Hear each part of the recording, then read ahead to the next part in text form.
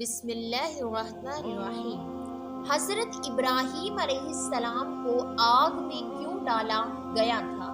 ناظرین، ابراہیم علیہ السلام نے لوگوں کے ساتھ عیدگاہ جانے سے انکار کیا اور عذر پیش کیا کہ وہ بیمار ہیں۔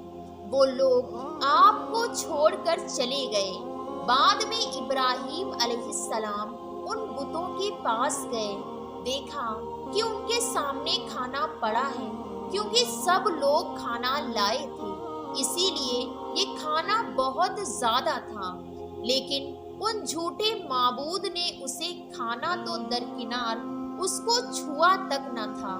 ابراہیم علیہ السلام نے انہیں مخاطب کر کے کہا، یہ اتنا کھانا تمہارے سامنے پڑا ہے، تم اس کو کھاتے کیوں نہیں؟ تمہیں کیا ہو گیا ہے کہ بات تک نہیں کرتے؟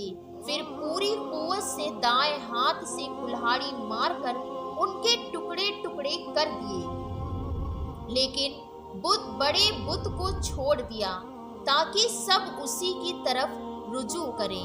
تمام چھوٹے بتوں کو توڑ کر کلہاڑی اس بڑے بت کے کندھے پر رکھ دی۔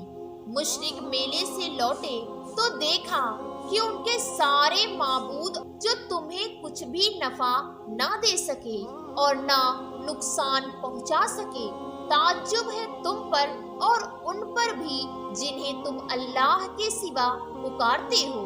کیا تم بالکل عقل نہیں رکھتے؟ اس طرح ابراہیم علیہ السلام نے ان پر حقیقت خوب اچھی طرح واضح کر دی۔ ان سے فرمایا، تم ان کی پوجا کرتے ہو جن کو تم خود تراشتے ہو، یعنی ان کا حال تو یہ ہے کہ تم نے ان کو خود اپنے ہاتھوں سے تراشا اور ان کی عبادت کرنے لگے، جبکہ تمہیں اور تمہاری بنائی ہوئی چیزوں کو اللہ ہی نے پیدا کیا ہے۔ ابراہیم علیہ السلام نے ایک کلہاڑی کی مدد سے ان سب بتوں کو تہس نہس کر دیا تھا۔ یہ اس بات کی واضح ترین نشانی تھی کہ یہ بالکل بے بس ہیں، لیکن اس واضح نشانی کے باوجود وہ اپنے کفر ہی پر ڈٹے رہے اور لگے ابراہیم علیہ السلام کو دھمکیاں دینے، کہنے لگے، اس کے لیے ایک آتش کدہ بناؤ اور اسے اس دہکتی آگ میں ڈال دو۔ پھر ان لوگوں نے ایک چٹیل میدان کا انتخاب کیا جہاں مٹی نام کی کوئی چیز نہیں تھی۔ اس میدان کو پتھروں کی باڑ کے ساتھ گھیر دیا گیا۔ پھر سب لوگوں کو حکم دیا گیا کہ وہ لکڑیاں جمع کر کے اس گھیری ہوئی جگہ میں رکھیں۔ چنانچہ سب لوگ لکڑیاں جمع کر کے وہاں لانے لگے، یہاں تک کہ عورتوں اور بچوں نے بھی اس کام میں بڑھ چڑھ کر حصہ لیا۔ میدان میں اتنی لکڑیاں جمع ہو گئی کہ زمین نظر نہیں آتی تھی۔ یہ لکڑیاں زمین پر ایک اونچی دیوار محسوس ہوتی تھی۔ پھر ان لکڑیوں کو آگ لگائی گئی۔ جب آگ کے شعلے آسمان سے باتیں کرنے لگے تو انہوں نے ابراہیم علیہ السلام کو آگ میں ڈالنے کے لیے ایک جھولا تیار کیا۔ اس میں سیدنا ابراہیم علیہ السلام کو رکھا گیا۔ اس وقت آپ نے یہ دعا پڑھی، حسبنا اللہ و نعم الوکیل، اللہ ہمیں کافی ہے اور وہی نہیں کاٹ سکتی، اسی لیے کہ یہ بھی اللہ کی مخلوق ہے اور ان کی قدرت بھی اللہ کے پاس ہے۔ وہ چاہے تو ان کو قدرت عطا کر دے، چاہے تو قدرت واپس لے لے۔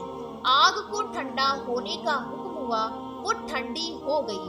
اس نے نہ ابراہیم علیہ السلام کے کپڑے جلائے، نہ جسم کے کسی حصے کو کوئی نقصان پہنچایا، صرف وہ رسیاں جلائی جن سے آپ کو باندھا گیا تھا۔ سبحان اللہ!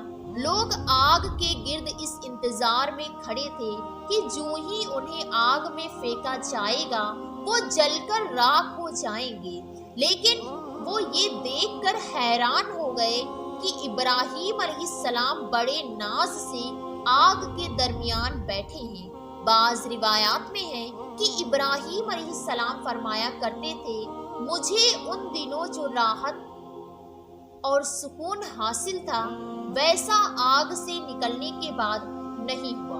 लोग इस मोजिज़े को देखकर हैरत ज़दा थे। फिर इब्राहीम अलैहिस्सलाम आग से निकले। इतना बड़ा मोजिज़ा देखने के बावजूद लूत अलैहिस्सलाम के सिवा कोई शख्स पूरे बाबिल शहर में उन पर ईमान न लाया। अल्लाह ताला फरमाते हैं, बस इब्राहीम पर लूत ईमान लाए, मतलब ये कि पूरी बस्ती से लूत अलैहिस्सलाम थे जो आप पर ईमान लाए थे। बाकी तमाम लोग कुफ्र ही पर डटे रहे।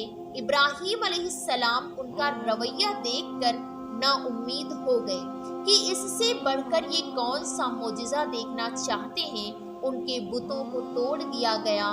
अपनी आंखों से अल्लाह की निशानी उन लोगों ने देखी, फिर भी ये ईमान ना लाए। चुनांचे आपने वहां से हिजरत का इरादा फरमा लिया। इसी उम्मीद के साथ इजाजत दीजिए कि आपको ये वीडियो जरूर पसंद आई होगी। वीडियो को लाइक करें और हमारे चैनल को सब्सक्राइब करें और जाते जाते एक प्यारा सा कमेंट जरूर करें। देखते रहिए नाज़िया न्यूज़। अस्सलाम वालेकुम व रहमतुल्लाह।